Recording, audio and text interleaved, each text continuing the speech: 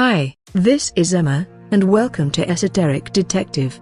As far as accepted history goes, the country of New Zealand was an empty set of islands before the Maori people arrived. But was it really empty, at least of people, or was there an older people already on New Zealand long before the native Maori arrived? Stay tuned as Esoteric Detective investigates 6 things that might prove New Zealand was settled by an ancient unknown people. Number 6. The Kaimanawa Wall. In New Zealand, the Kaimanawa Wall is a stone wall that some believe displays evidence of another ancient people may have arrived before native Maori. This is evidenced by the fact that Maori people do not have any signs in their histories of building with stone or using it in any wall structures, at least not in the way seen in the Kaimanawa Wall.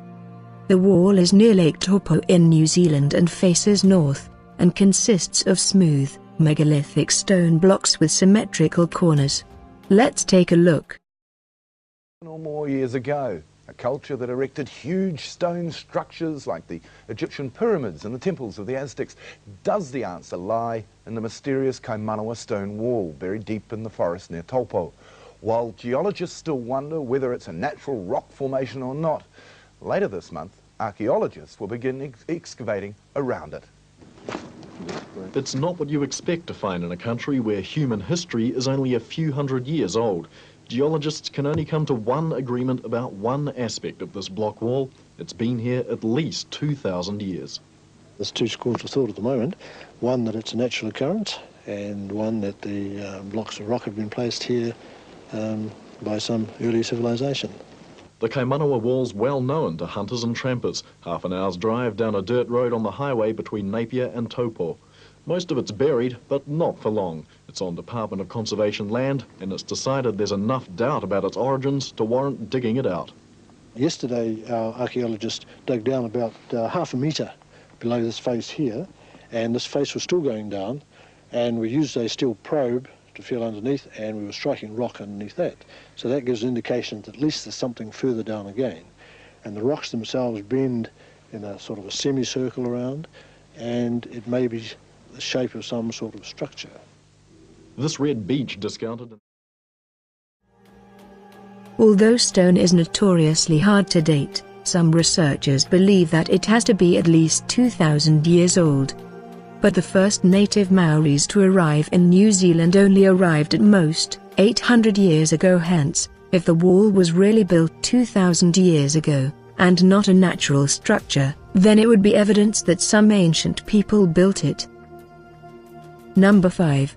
Oral histories of the Maori show an ancient culture existed before the Maori arrived. In Maori histories there are a people who are called Patupeiria, or fairy folk. These people, according to Maori oral histories, were said to have been here before the Maori people, and then to have once coexisted with Maori. They were said to have fair hair and white skin, as well as blue eyes. The legends say the fairy folk were similar height to the Maori, and according to Maori and local tribes, these people lived in what the Maori described as constructed hilltop forts.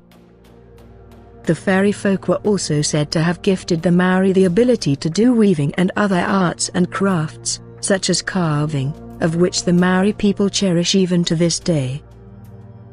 Number 4. DNA evidence. The fact that what the Maori called the fairy folk coexisted with Maori has been supported by recent DNA testing by scientific researchers.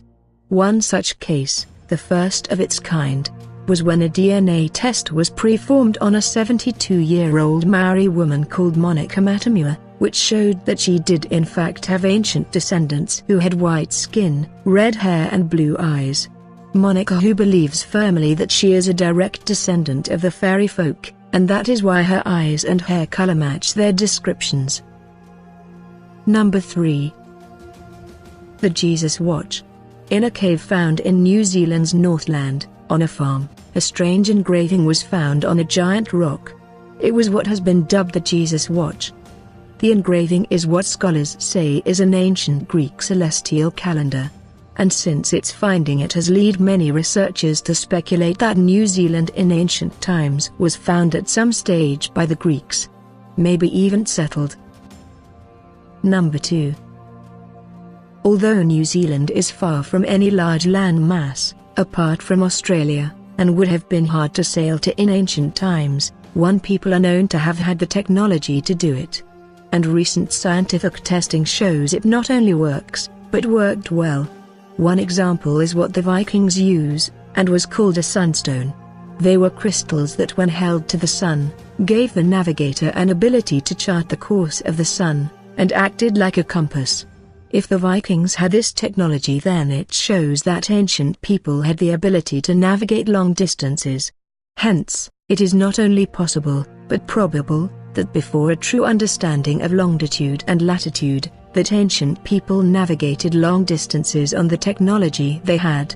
Thus, we can conclude that ancient people had the ability to navigate to New Zealand. Number 1. The Tattooed Rocks.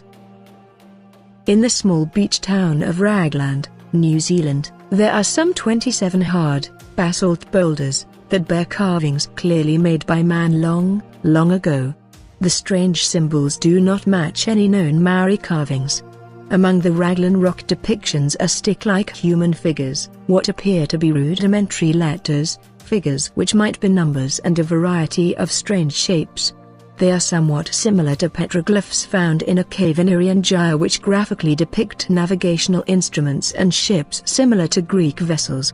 In the tattooed rocks, one rebus, shaped like a reversed Y, is also found as a letter in the Phoenician writing from 1000 BC. Another, an inverted V, is also the Sumerian script character for bread. All of which is very interesting given that the Maori people, like other Polynesians, had no form of writing at all prior to European arrival in New Zealand. So these petroglyphs would seem to predate their presence here. What do you guys think? Do you think that there were ancient people who lived on New Zealand before the Maori or European people arrived? Or are the history books of New Zealand right, and there was no one here on New Zealand before the Maori people arrived? Stay tuned and subscribe to Esoteric Detective to keep up to date with the strange and unusual. And please give a thumbs up if you liked the video. Until next time, hoist up the John B. sails, let's make history on a foreign shore. But just make sure you don't forget your sunstone, otherwise we might get lost.